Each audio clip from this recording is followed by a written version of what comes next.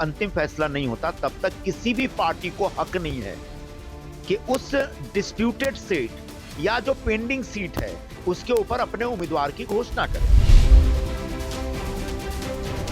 Congress party का शीर्ष नेतृत्व तय करेगा कौन कहां से लड़ेगा।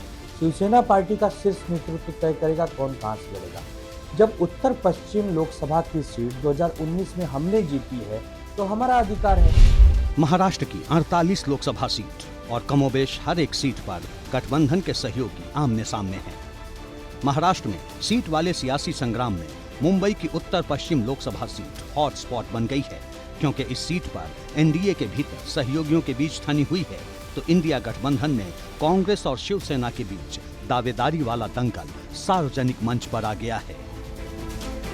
शिवसेना और कांग्रेस के नेताओं से पूछना चाहता हूं कि जिस व्यक्ति का नाम शिवसेना की तरफ से आ रहा है एमवीए के उम्मीदवार के तौर पर, वो खिचड़ी घोटाले का अभियुक्त है।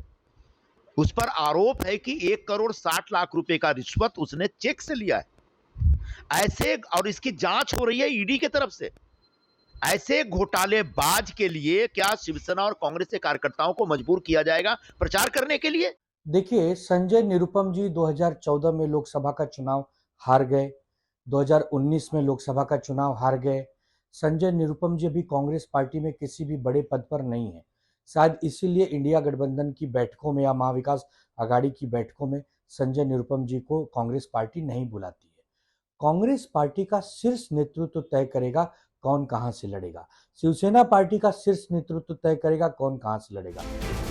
दरअसल मुंबई की उत्तर पश्चिम लोकसभा सीट पर उद्धव ठाकरे की शिवसेना ने अमोल कीर्तिकर को उम्मीदवार बनाया है। इस पर कांग्रेस नेता संजय निरुपम का पारा चढ़ गया। पहले सोशल मीडिया प्लेटफॉर्म एक्स पर ट्वीट किया, फिर प्रेस कॉन्फ्रेंस कर उद्धव की शिवसेना पर जमकर बरसे। महाराष्ट्र में कांग्रेस और उद्धव ठाकरे की शिवसेना के बीच शुरू हुई जुबानी जंग की एक और वजह है। कई चरणों की बैठक के बाद भी महाराष्ट्र की 48 लोकसभा सीटों पर कौन कहां से लड़ेगा अब तक तय नहीं है। इस बीच उद्धव ठाकरे की शिवसेना और शरद पवार की एनसीपी ने उम्मीदवारों का ऐलान भी शुरू कर दिया है। विपक्षी एकता की दुहाई दे रही कांग्रेस की बेचैनी अब बढ़ने लगी है। ठाकरे की शिवसेना 20 से ज्यादा लोकसभा सीटों पर चुनाव लड़ना चाहती है। इनमें से 4 लोकसभा सीटें मुंबई की हैं। Mumbai south, Mumbai north west, Mumbai north east और मुंबई सेंट्रल पर उद्धव ठाकरे की शिवसेना का दावा है। पिछले कुछ दिनों में महाविकास आघाड़ी की कई बैठकें हो चुकी हैं, लेकिन किसी फॉर्मूले पर बात नहीं बन पाई।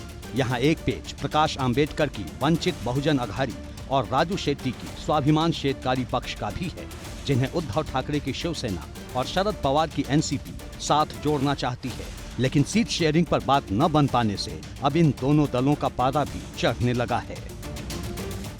हम लोगों की वजह वो रुकी नहीं है। वो रुकी इसलिए है क्योंकि शिवसेना, उद्धव ठाकरे और कांग्रेस, इनमें 10 सीटें हैं जहां पे तालमेल नहीं है, एक दूसरे मांग रहे हैं। 15 सीटें ऐसी है कि जहां पर 5 सीटें ऐसी है कि जहां पर एनसीपी शरद पवार भी मांग रहा है, कांग्रेस भी मांग रही है और उद्धव ठाकरे शिवसेना भी मांग रहा है। तो ये कुल मिला के 15 सीटें हैं 48 में से कि जिनमें इनका तालमेल नहीं है। और ये तालमेल ना होने की वजह से मेरे ख्याल से इनकी बातचीत आगे नहीं चल रही है। अब देखिए कि महाराष्ट्र में इंडिया गठबंधन के सहयोगियों के बीच सीट बंटवारे का फॉर्मूला क्या है, जिस पर अब तक सहमति नहीं बन पाई है। न उद्धव को 23 सीटें मिलेंगी। फॉर्मूले के मुताबिक उद्धव ठाकरे की शिवसेना अपने कोटे से प्रकाश आंबेडकर की पार्टी वीबीए को सीट देगी, लेकिन कितनी सीट देगी अभी तय नहीं है। वहीं कांग्रेस को 15 लोकसभा सीटें मिलेंगी, जबकि शरद पवार की एनसीपी को 10 लोकसभा सीटें मिलेंगी। यहाँ भी एक पेच है, शरद पवार की पार्टी को 1 सीट, राजू शेट्टी की स्वाभिमान शेतकारी पक्ष को देना होगा।